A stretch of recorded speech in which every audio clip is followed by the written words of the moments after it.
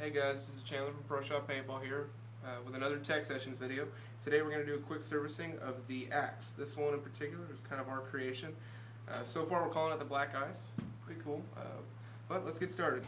First thing you got to do, for the most part, is going to be the bolt. Okay, so you're going to push the button on the side, twist the bolt. It's going to pop off the back. Twist it once more, and the entire bolt will remove.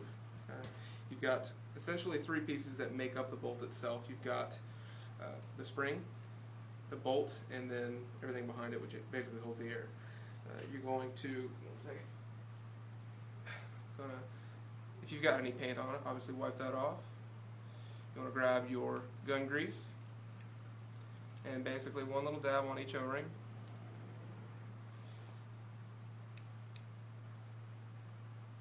And then you're going to spin that around, make sure it gets all over the O-ring. Do that for the entire gun, and the tip of this is actually the bolt, so you don't need to worry about greasing that. Okay. You throw the bolt back in place, and you're going to take the spring. Now the spring is tapered, so one side is actually going to be dedicated to fitting on the bolt. Okay, it actually clicks on. If you've got the wrong side on, it doesn't actually attach itself to the rest of the bolt. So make sure you've got the correct side on the bolt. Okay, you're going to throw that back into the gun, and make sure you've got that little pin lined up with the track. You're going to have to obviously push the release button to get it back into place. And that's about it for the bolt. Okay. The feed neck, what you're going to have to do is you're going to grab your 3/32 Allen key. It's going to go on the top. Obviously, to loosen it, you're going to go left. And when you do put a hopper on, you want to make sure that it's not too tight. You want it fairly snug so that way you can still get it off. If you do end up hitting the hopper on anything, it's going to twist. It's not going to break the feed neck on the hopper or the feed neck on the gun. And basically you'll want to set that up properly so that you can use your clamp, but you're not going to have to use your Allen key every single time. So you don't want to snug it up too much though. Moving on, you've got the detents. With that, you're going to need a 5/64 Allen key. This is strictly for if you accidentally break a paintball in the gun. It happens every so often. It's not a big deal. But like I said, you grab your Allen key. You're going to take your detent covers off. Okay, and when you do, keep in mind there is a spring underneath that which is pushing the detents forward. So you have to make sure that nothing pushes itself away. Okay, so here are your detents and then the springs underneath that. And obviously if there's paint on it, you're going to want to wipe that off, put them back in place, and you do this for both sides of course. Throw it back into the gun, grab your, like I said, 5/64 Allen key, and tighten that bad boy up. And you want to snug it, not too tight. Okay.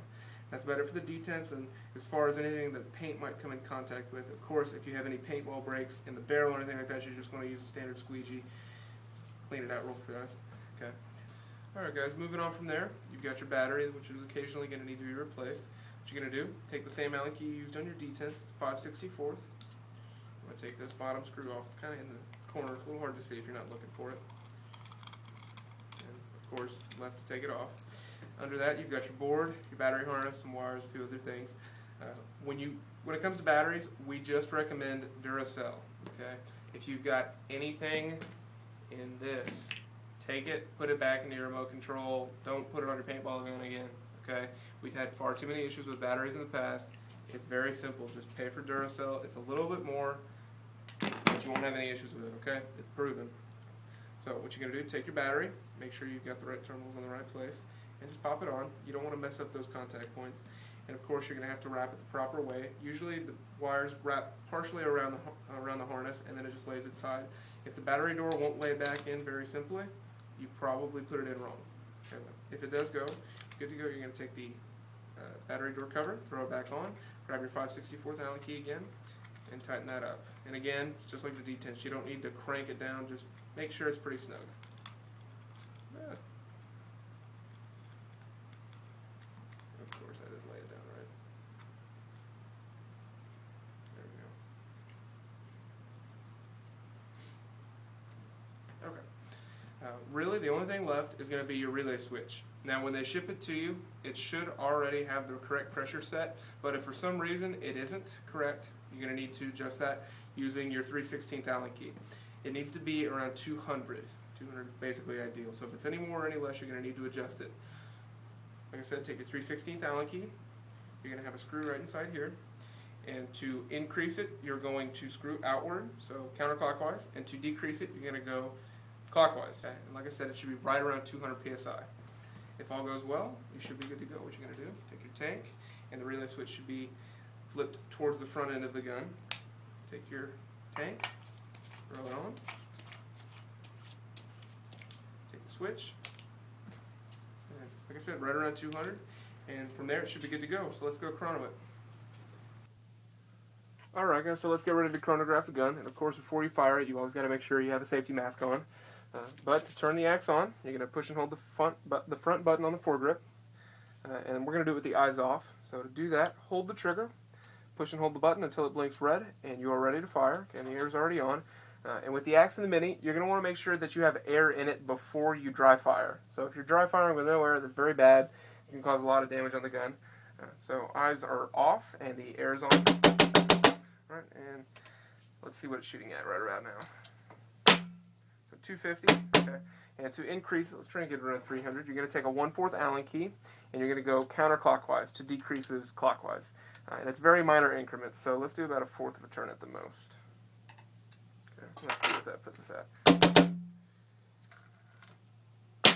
So 260, 280. Let's do another 1/4. See where that puts us. Like I said, counterclockwise to increase.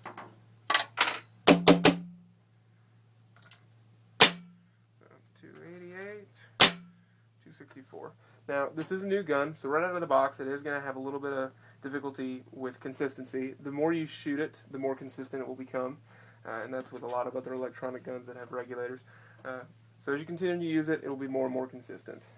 That about wraps it up. Okay, to stay up to date with all things paintball, make sure you hit the subscribe button or go to our website at ProshopPaintball.com. Until next time, you guys take it easy.